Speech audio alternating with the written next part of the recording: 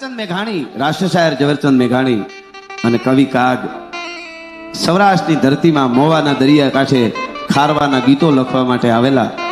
અને એમાં એક 80 વર્ષના વૃદ્ધ ડોશીમાં વહાણમાં ઈંટું હારતા હતા. ઈંટું 80 વર્ષની ઉંમરે મજૂરી કરતા હતા. અને ઝવેરચંદ મેઘાણી કાગ બાપુ ગયા ને એને કીધું, માડી આ ઉંમરે તમે આ મજૂરી કરો છો?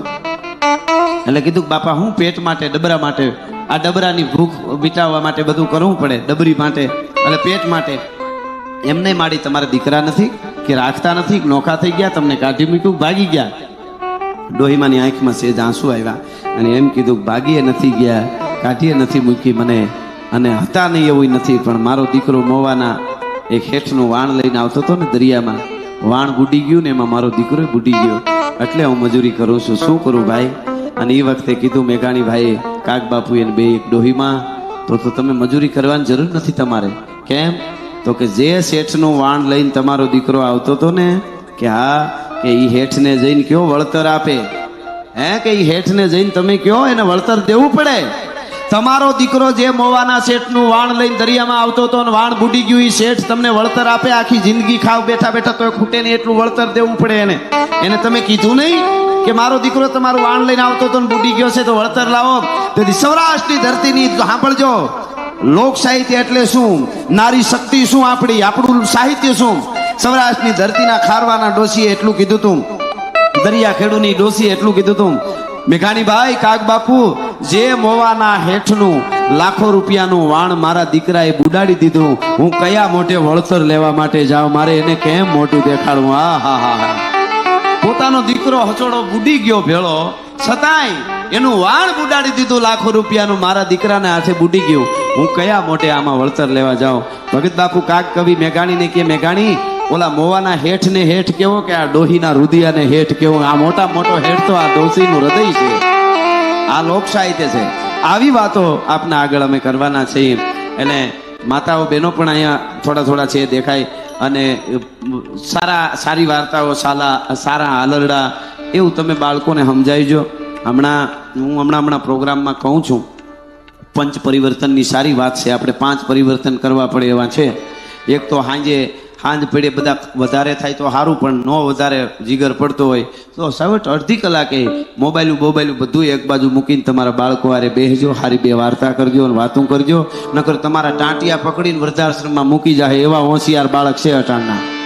કારણ કે એને પરિવારની કાંઈ ખબર જ નથી. મોબાઈલની દુનિયા બહારથી જ કનેક્ટેડ થાય સીધી. પરિવાર શું એ કાંઈ ખબર જ નથી. ફેક્ટરી જ ગણે છે, મમ્મીને ફેક્ટરી જ ગણશે તમે જો એને નહીં સંસ્કાર આપો તો. આ હકીકત છે, એ કહું છું.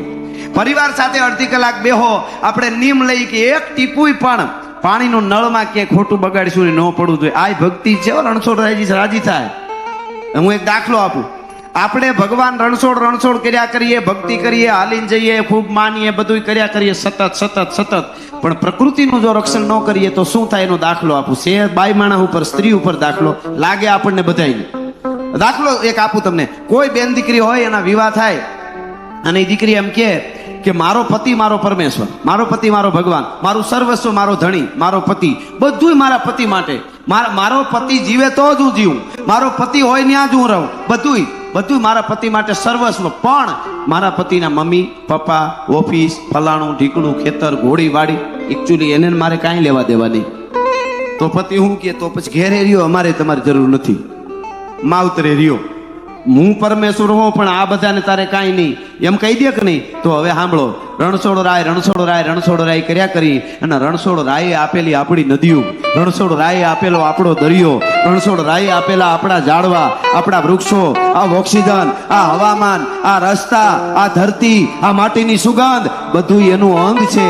ગમે ત્યાં થૂકી, ગમે ત્યાં માવાના કાગળિયાના ઘા કરી, ગમે ત્યાં બગાડ કરી, ગમે ત્યાં પ્લાસ્ટિક ફેંકી દઈ, ગમે ત્યાં નદીઓને હાર્યું રહેવા ન દઈ, અને પછી આપણે કઈ રણછોડ રાય આવી જાય એ કે તું હાથમાં આવે એટલે તારી ડોકી મરડી નાખવી, તને ભૂંડાઈનો મારવો છે, કે ન કે? તો મારે અહીંથી હું ખાલી કહું એટલું નથી. મેં મારા જીવનમાં હું વળી એવું ન કોઈ માનતા કે આ ઓલે પોતાની આત્મશ્લાઘા કરે છે, પણ મારે કરાવવું છે તો મારે થોડું કહેવું પડે સાહેબ, કે મારે જો વ્યસન નથી કાંઈ કરતો હું, બરોબર, પછી મારા હાથેથી કોઈ દી જિંદગીમાં હાથેથી એક ચોકલેટના કાગળનો હું કોઈ દી ઘા નહીં કરું. એવું મારે નિયમ છે. આવા ઘણા છે ટૂંકમાં. આ કોઈ મોટી વાત નથી, મારું ઓલું નથી કહેતો, પણ એવું થોડુંક કંઈક કરો તો તમને મજા આવશે એમ. હા, એટલે આપને જે આપ્યું છે ને આ રણછોડ રાય, અમે તારું અંગ કહેવાય, જીવન કોના આશ્રય જાય.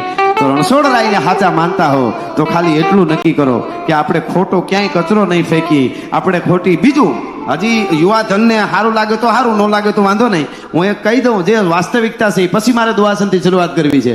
ચાઇનાનો આપણે કાયમ શું કહી, મેરા ભારત મહાન, ભારતનું આમ કરી નાખું, ભારત તો મહાન છે, ભારત દુસા કાઢી નાખે ગમે એના, આવી કાયમ વાતો કરી.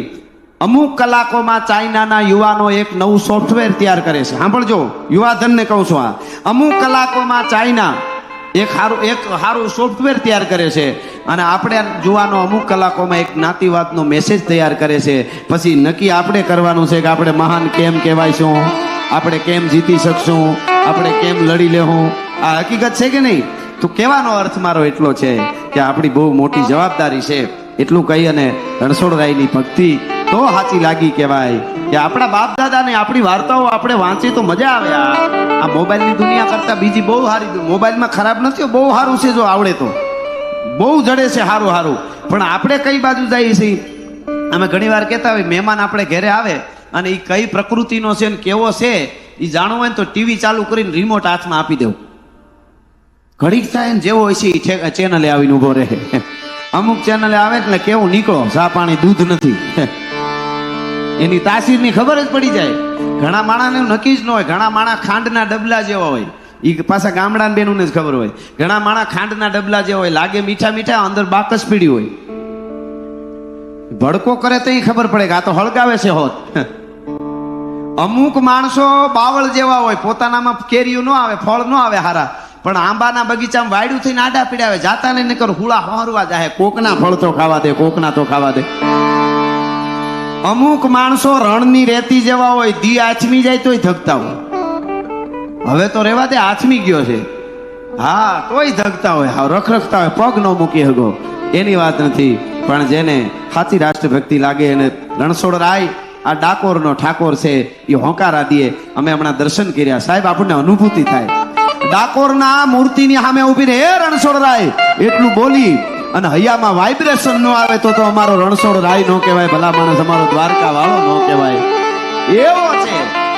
હા હા, એટલે ભક્ત નરસિંહ જ્યાં નાચ્યો, નેહમાં સંપદા પામ્યો, જ્યાં સુદામો અને વીર ગાંધી દયાનંદ જ્યાં નીપજ્યા, સતી અને સંતનો જ્યાં વિહામો, હજી ગામ ગામે ઉભા સ્તંભ પોકારતા વીરના ગુણની ગાથ વરણી, ભારતી ભૌમની વંદુ તનિયાવડી, ધન હો ધન ગુજરાત ધરણી.